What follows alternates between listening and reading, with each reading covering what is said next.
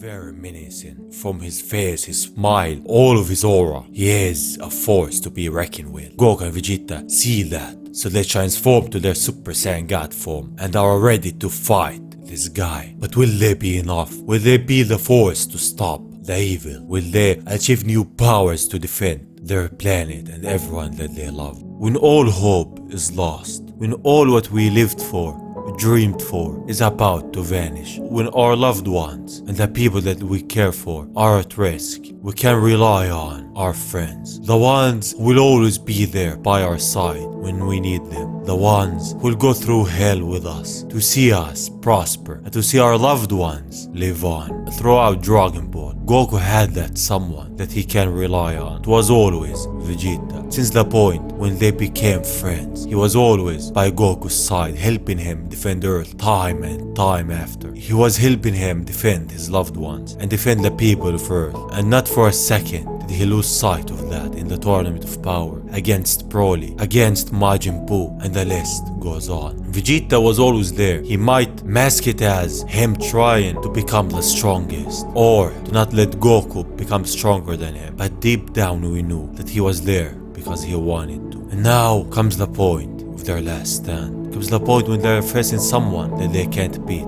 Someone whose power is so vast that Goku and Vegeta, as they are now, can't beat him. They're going up against what looks like a Saiyan called Xantheon. But they're not alone in their fight. With them is two other Saiyans that we met before. Two Saiyans that will stand against evil, even when their allies are not all on the same page. This is what the Saiyans are best at, being by each other's side when the time needs it. And this is the last part of the story of Dragon Ball Super Tiger Roll. The story picks off where we left last time. After Goku and Vegeta have transformed to their Super Saiyan God form, we go to Toro's planet. Exactly in Toro's house, where Zen sees a pulka that he thinks belongs to Toro, but Toro tells him that this isn't his. It belongs to a Toro warrior that he fights alongside with. It belongs to his partner and his little brother, Romino. Zen asks him about his brother. Toro tells him that his brother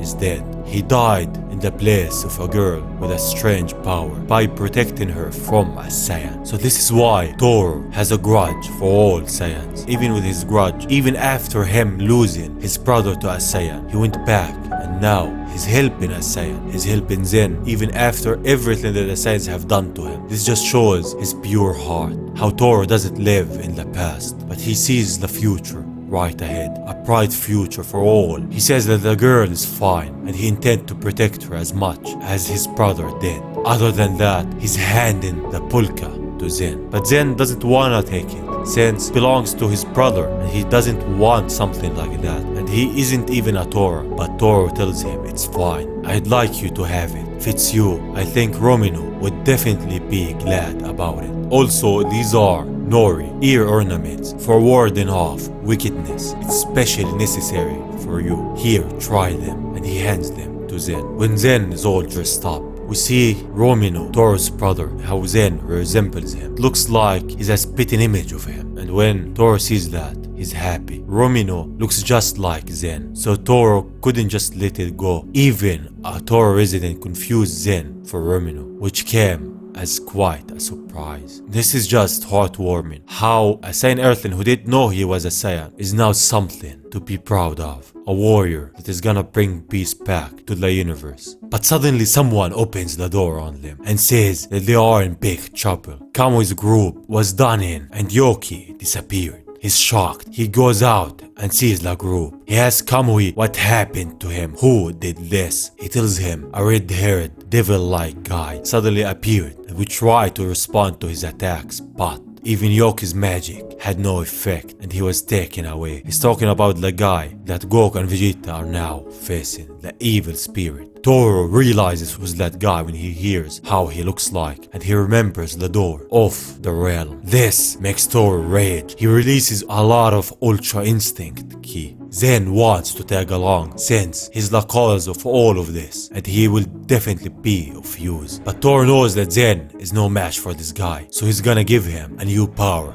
that will help him. Zen knows that he won't be able to return to his original form, but he needs the power right now. So he tells Toro, go ahead and do it for me. So Toro stands in front of Zen and releases his power straight at Zen as a beam of light appears from the smoke. A new Zen has been born that looks like Toro's brother, one with Ultra Instinct, one with the power to rival even the gods. Toro is now ready to fight the devil. Zen has become a master of Ultra Instinct. It went well, as Toro says. Then they both share a look and smile. Back on Earth, Goku and Vegeta, in their Super Saiyan God form, are facing Xanthion. Both of them launch at him with all their power, but Xanthion blocks their attack and goes with a punch at Goku's face, then a kick towards Vegeta, knocking them both back towards the ground. From the impact, Goku loses his Super Saiyan God form, but he gets up and transforms to Super Saiyan form and launches towards Xanthion, but Xanthion just smiles and punches Goku right back, and then delivers a kick and a barrage of punches. Goku is really hurting, he's even bleeding. Xanthion tells him, is that all you've got? As he goes once more at Goku with a punch. Goku can't take his power, he's not a match for him. Beerus is shocked, what power does that guy has? Vegeta goes towards them and tells them, please wait Beerus, I've also told Gaara about it, make me stronger. We are the proud warrior race, the Saiyans. We definitely have something we can't just let go of, even bigger than triumph or pride. We just can't lose in battle. As warriors, we just cannot lose. There must still be some more power lying within us. So lend me power, please, I beg of you. Whis smiles to him, and so does Beerus. He tells Gaara, please, will you do it for him? Gaara smiles and says,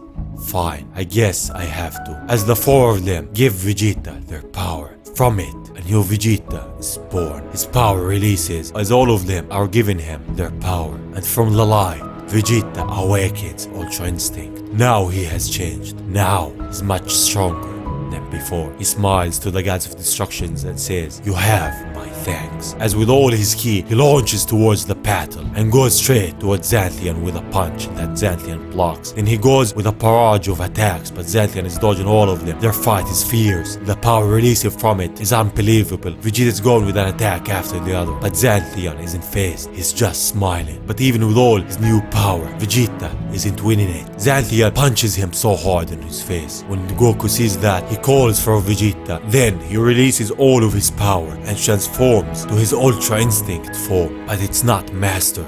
Goku now powered up and launches towards Xanthion from the back, but Xanthion also blocks his attacks, so Vegeta goes with Goku at Xanthion. They're both going at him together. That's their power, their friendship, their bond. Xanthion gets angry from that. He backs off and shouts. We see that he has transformed as a large amount of power releases from him, a light so bright it blinds Goku and Vegeta, and from it, it's Xanthion.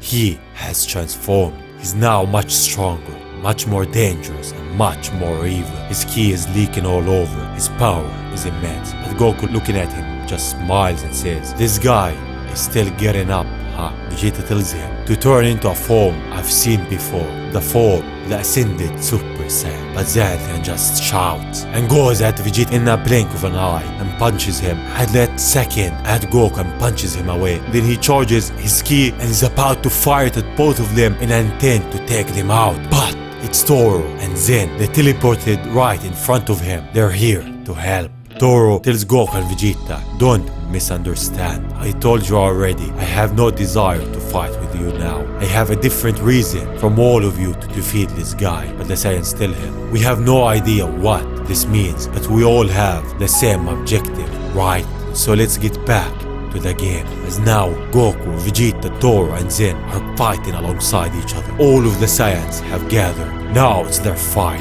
They're all in their Ultra Instinct form, ready to defend Earth and the universe as a whole. This is the power of the Saiyans, the power to not be defeated and stand alongside each other to help one another. And this was the last chapter this far of the story of Dragon Ball Super Tiger Road.